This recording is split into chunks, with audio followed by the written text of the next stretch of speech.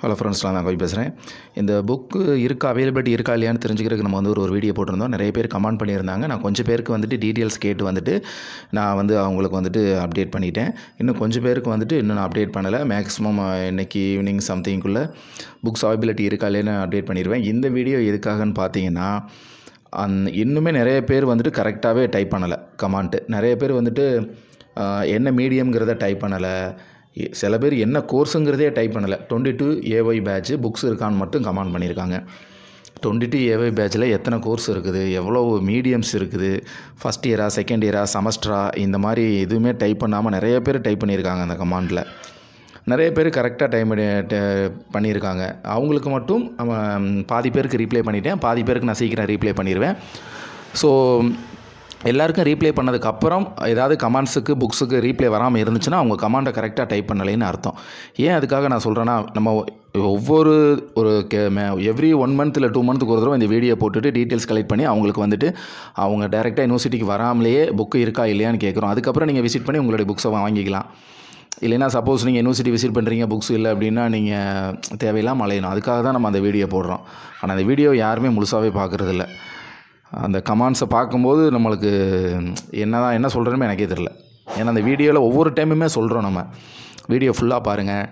என்ன பேட்சு, என்ன செமஸ்டர், என்ன மீடியம், ஃபுல் புக்ஸ்னால் ஃபுல் புக்ஸு, இல்லை ஒரே ஒரு புக்கு மட்டும் பெண்டிங் இருக்குன்னா அந்த ஒரு புக்கோட பேர், 3rd செமஸ்டர் இந்த book, Tamil medium, 24 AY batch, இந்த மாதிரி டைப் பண்ணுங்கன்னு சொல்கிறோம். ஆனால் இன்னுமே ஒரு 20% பீப்புள் அதை ஃபாலோ பண்ண மாட்டேங்கிறாங்க.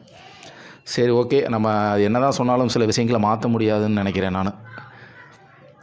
ஓகே, கரெக்டாக டைப் பண்ணவங்களுக்கு கொஞ்சம் பேருக்கு நான் ரீப்ளை பண்ணிட்டேன். இன்னும் கொஞ்சம் பேர் கரெக்டாக டைப் பண்ணியிருக்காங்க. அவங்களுக்கு நான் சீக்கிரம் ரீப்ளை பண்ணிடுறேன்.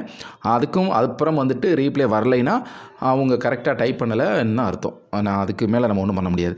ஏன்னா அதுக்கப்புறம் நம்ம என்ன மீடியம்னு கேட்குறோம், அவங்க ரீப்ளை பண்ணுறாங்க, நம்ம ஒரு ரீப்ளை பண்ணுறோம். ஸோ புக்கு ஸ்டேட்டஸ் கேட்குறதுக்கே கிட்டத்தட்ட 6-7 சார்ட்டுக்கிட்ட நம்ம டைப் பண்ண வேண்டியதாக இருக்குது.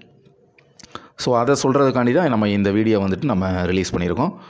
ஸோ கொஞ்சம் பேருக்கு நான் நேற்று ஒரு 10 பேருக்கு மேலே நான் ரீப்ளை பண்ணிட்டேன். ஸோ இன்றைக்கி மீதமுள்ள கரெக்டாக டைப் பண்ண மீதமுள்ள சப்ஸ்கிரைபருக்கு நான் கரெக்டாக நான் உங்களுக்கு புக்ஸ் டீட்டெயில்ஸ் கேட்டுறேன். இருந்துச்சு அப்படின்னா யூனிவர்சிட்டி விசிட் பண்ணி கூட வாங்கிருங்க, டிலே பண்ணாதீங்க. ஏன்னா 24 AY பேட்சுக்கெலாம் 24 AY பேட்சுக்கு மட்டும் இல்லை, மற்ற எல்லா பேட்சுக்குமே அசைன்மெண்ட் வந்துருச்சு, செமஸ்டர் எக்ஸாம்ஸ் வந்துருச்சு, ரெஜிஸ்ட்ரேஷன் எல்லாம் ஓப்பன் ஆயிருச்சு. போஸ்டரில் வரும் தான். நிறைய பேருக்கு போஸ்டரில் வருமா, டிலே ஆகுமா? கொஞ்சம் டிலே ஆகும். நீங்கள் யூனிவர்சிட்டி பக்கத்தில் இருந்தாலோ இல்லை உங்கள் ஃப்ரெண்ட்ஸ் ரிலேட்டிவ் யாராவது யூனிவர்சிட்டிக்கு விசிட் பண்ணாலோ அவங்கள்ட்ட ஐடி கார்டு, அந்த ஃபீஸ் கட்டின ரிசிப்ட்டை கொடுத்து பெண்டிங் புக்ஸோ ஃபுல் புக்ஸோ நீங்கள் வாங்கிக்கலாம். டிலே பண்ண வேணான்னு தான் சொல்கிறேன். போஸ்டரில் வரும், கண்டிப்பாக வரும். இருந்தாலும் நீங்கள் டிலே பண்ண வேணாம். எனக்கு பெண்டிங்ஸ் இருக்குது, இன்னும் வரலன்னு நிறைய பேர் கேட்குறீங்க. நீங்கள் யூனிவர்சிட்டி விசிட் பண்ணி நீங்கள் போகணுன்னு அவசியம் கிடையாது.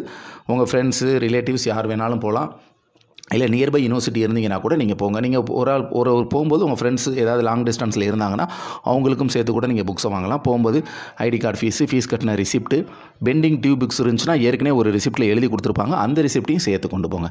சரிங்களா? மறந்துடாதீங்க. ஏன்னா எக்ஸாம் வந்துருச்சு, போஸ்டரில் வரும்ன்ட்டு வெயிட் பண்ண வேணாம்.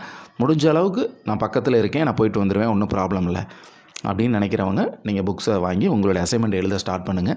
எக்ஸாமுக்கு ப்ரிப்பேர் பண்ணவும் நீங்கள் ஸ்டார்ட் பண்ணுங்கள். கண்டிப்பாக இந்த வீடியோ உங்களுக்கு யூஸ்ஃபுல்லாக இருக்குன்னு நினைக்கிறேன். இருந்துச்சுன்னா மறக்காமல் உங்கள் ஃப்ரெண்ட்ஸ் சர்க்கிளில் ஷேர் பண்ணுங்கள்.